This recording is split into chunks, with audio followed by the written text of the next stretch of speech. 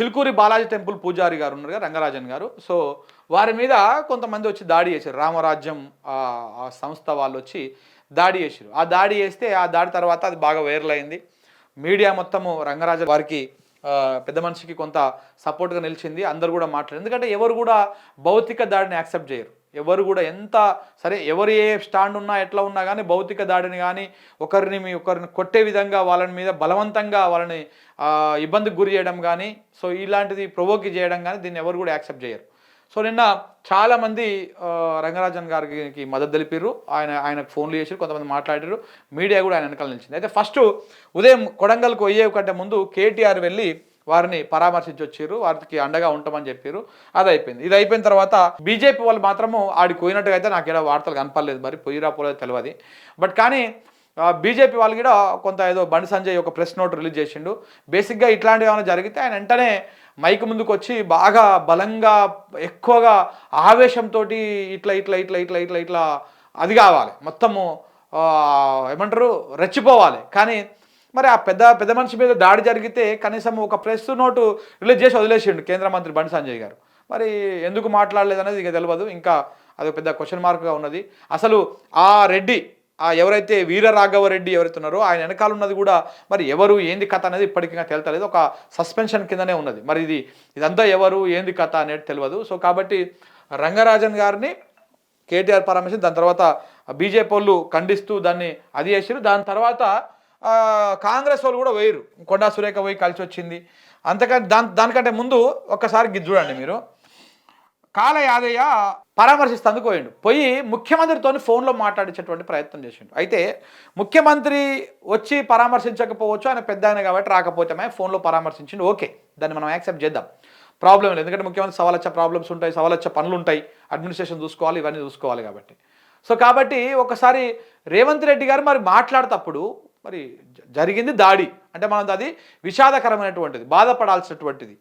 దాంట్లో కూడా సెటైర్లు వేసిండు ముఖ్యమంత్రి గారు. మరి ఇది ఆయన మనస్తత్వమా లేకపోతే ఈ చెలోక్తులు ఈ సెటైర్లు ఇవి ఎందుకు వేసిండో అర్థం కాలే. ఇప్పుడు ఎమ్మెల్యే మీద వేసిండు, అట్ ద సేమ్ టైము అర్చకుడి మీద కూడా వేసిండు. ఒక్కసారి మీరు పూజారి మీద కూడా వేసిండు. మీరు ఆ వీడియో చూడండి ఒక్కసారి. ఇగో చూడండి.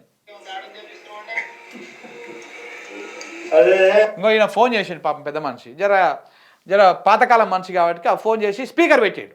ముందే ఏం చేయాలి, ఇలా చెవికాడ పెట్టుకొని మాట్లాడి అంత సెటరేట్ అయినాక స్పీకర్ ఆన్ చేయాలి. కానీ వీడియో తీస్తున్నారు అని చెప్పేసి ముఖ్యమంత్రి మాట్లాడడం చూపించడం కోసం సమాజానికి పాప ఆయన ఫోన్ రింగ్ అయ్యి ఎత్తగానే స్పీకర్ ఆన్ చేసిండు. స్పీకర్ ఆన్ చేస్తే ఏం యాదే ఏం సంగతి, ఏం దాడులు చేపిస్తున్నావు అంట అని చెప్పేసి ఎటకారంగా మాట్లాడిండు. పూజారి మీద దాడి జరిగితే ఏం సంగతి యాదే దాడులు చేపిస్తున్నావు అంట, అంత ఎటకారం ఉంటుందా అండి? ముఖ్యమంత్రి గారు మీరు మీ స్థాయిని తగ్గించుకుంటారా లేకపోతే మీకు మాట్లాడడం వస్తుందా రాదా? వ్యవహారం అయితే ఉన్న చూడండి మీరు. అది జరిగింది ఒక మనం విచారం వ్యక్తం చేసేటువంటి వ్యవహారం. ఆ విచారం వ్యక్తం చేసేటువంటి వ్యవహారంలో నువ్వు సెటైర్లు వేయడం ఏంటిది? ఎంతవరకు కరెక్ట్ అది? ఎంతవరకు కరెక్ట్ అది? ఒకసారి చూడండి. నాకు తెలిసి ఇగో మళ్ళీ వినండి ఒకసారి. అదే నాకు తెలిసి నేను వచ్చిన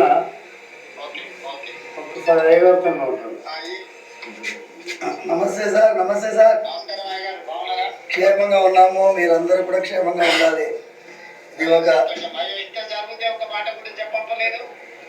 చెప్పడం ఏం సార్, మీరు ఉన్నారు, రక్షిస్తున్నారు పోలీసు. ఇప్పుడు రేవంత్ రెడ్డి గారు దాడి జరిగితే ఒక్క మాట కూడా చెప్పి పంపలేదంటే ఎవరికి చెప్పి పంపాలండి? ఒకటి క్లారిటీ ఇవ్వండి మీరు.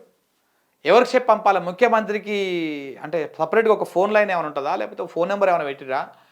మీరు తెలిసి మాట్లాడుతురా తెలియక మాట్లాడుతురా ఇది ఏం అర్థం కావట్లేదు. కానీ ఇంత జరిగితే ఒక్క మాట చెప్పి పంపలేదు నాకంటే నీకు ఎట్లా చెప్పి పంపాలి? వదినమ్మ నెంబర్ ఏమైనా ఇచ్చినావా? లేకపోతే మీరు బిజీ ఉంటే వదినమ్మకు ఫోన్ చేసి చెప్పడానికి? లేకపోతే ఇంట్లో పనుల నెంబర్ ఏమైనా ఇచ్చినావా? బయట ఎవరిదన్నా ఇచ్చినావా నెంబరు? ఇగో ముఖ్యమంత్రి గారికి చెప్పండి, రేవంత్ రెడ్డి గారికి చెప్పండి, ఇట్లా నా మీద దాడి జరిగిందని. రేపటి నుంచి ఏ దేశంలో కాదు రాష్ట్రంలో ఎక్కడ ఏం జరిగినా చెప్తాందుకు మరొక హెల్ప్ లైన్ అన్న పెట్టండి మీ ఇంటికి, మీ ప్యాలెస్కి. మీ ఇంట్లోనే కదా, సొంతమే కదా, మీ ప్యాలెస్లో ఎట్లా నెంబర్లు ఉంటాయి కదా, ఫోన్ నెంబర్లు, ల్యాండ్ లైన్ కూడా ఉంటాయి కదా. చెప్పండి ఒకసారి, చెప్పండి ఒకసారి. ఏం మాట్లాడతారండి మీరు? నాకు అర్థం కాదు. ఒక మాట కూడా చెప్పి పంపలేదంటే ఎట్లా చెప్పి పంపుతారు? ఎవరికి చెప్పి పంపాలి? రాష్ట్ర హోంశాఖ మంత్రి నువ్వే, పోలీస్ వ్యవస్థ అంతా నీ దగ్గరనే ఉంది. నీ చేతగాంతనం ఇది.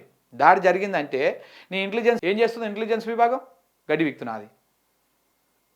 ఓ ముఠ ఆ పక్క రాష్ట్రం ఏపీకి వెళ్ళి వచ్చి హైదరాబాద్లో మకామేసి ఆయన ఇంటికి పోయి కొట్టి ఆయన మీద అది వేసి ఇది వేస్తే నీ ఇంటెలిజెన్స్ విభాగం ఏం బీక్తుంది అని అడుగుతున్నాం మేము.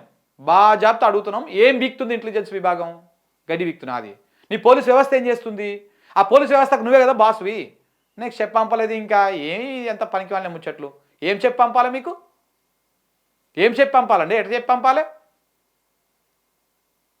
నువ్వు ఎమ్మెల్యేలకే టైం ఇస్తలేవు. మా మా మా ఇప్పుడు సామాన్యుల గోసను ఎట్లా చెప్పంపాలి మీ దగ్గరికి?